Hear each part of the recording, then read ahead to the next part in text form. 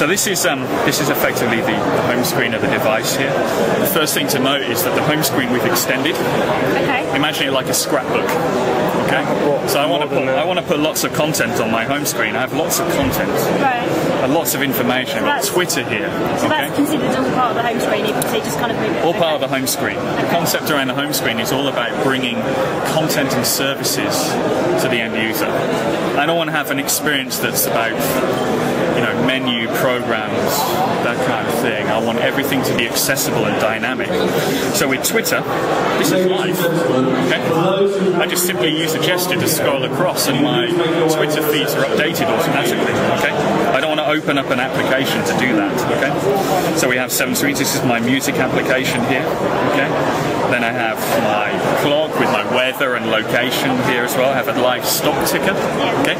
Again, so stock might be important for me one day during the week, so I need to keep track of that.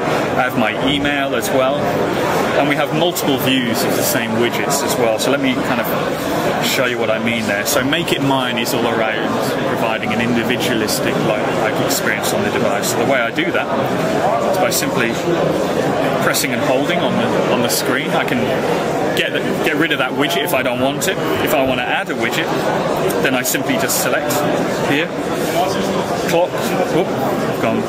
Let me just go back one. So clock. Sorry, I know you say.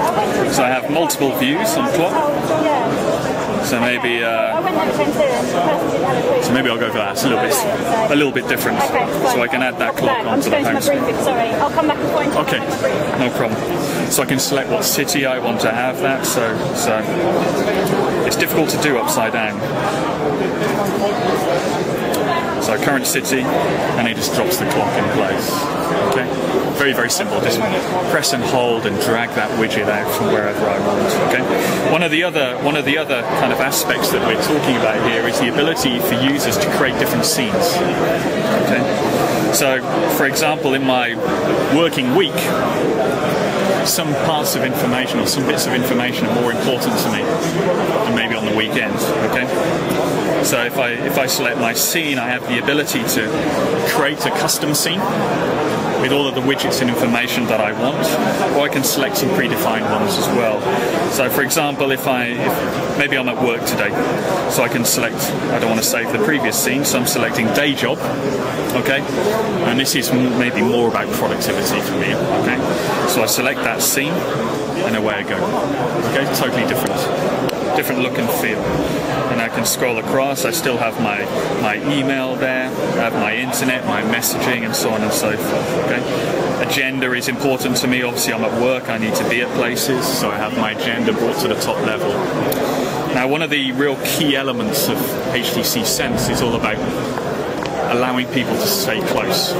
So the world's changing, or the world has changed in terms of communications. Okay, communication is not just about phone call, SMS, email. It's about social networks, being at the center of all your social networks and what your friend is doing. And this is where the real power of the device comes in, and this is all about staying closer. Okay? So it's more relevant, and the concept around this feature is it's more relevant for me to know what I talked to you about last week if I go to you. I don't go to my SMS application, I don't go to my email application, I don't open up a browser and remember my username and password for a social network site. It should just be there, presented for me. Okay? So here we go. SMS with Joseph, so that conversation that I've had with Joseph. Again, underneath Joseph. Email, all the emails that I've sent and received to Joseph, whether that's email sent via Exchange Active Sync, whether it's via Gmail or Yahoo Mail or whatever it may be. Updates and events, their social networks. So I see that Joseph is in London at Covent Garden, so great. I can just call him and see if he wants to meet up because he's only around the corner. But one of the real kind of key areas of social networking is photo. Okay, sharing visual experiences, you know, a new form of communication. And what I'm doing here is pulling down all of those photos that Joseph has uploaded onto Flickr or Facebook. Okay. We don't want them to have to go to www.facebook.com. I just want to go to Joseph and see all of those images. So, for example, I see he's gone on holiday and he's uploaded some photos of his camping on holiday. So if I select that item there, then I am actually downloading all of those photos from Flickr. Okay, it's connected. I'm always looking. I'm always updating. Okay, Is that actually saving it to the phone's own memory then? we're just downloading it for a period of time, and then once you go out, remove some memory. It's like a temporary internet file. Exactly.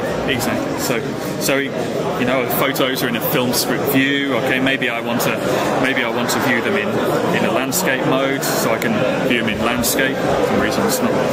But one of the real cool elements. So I see he's on a boat here, so I want to have a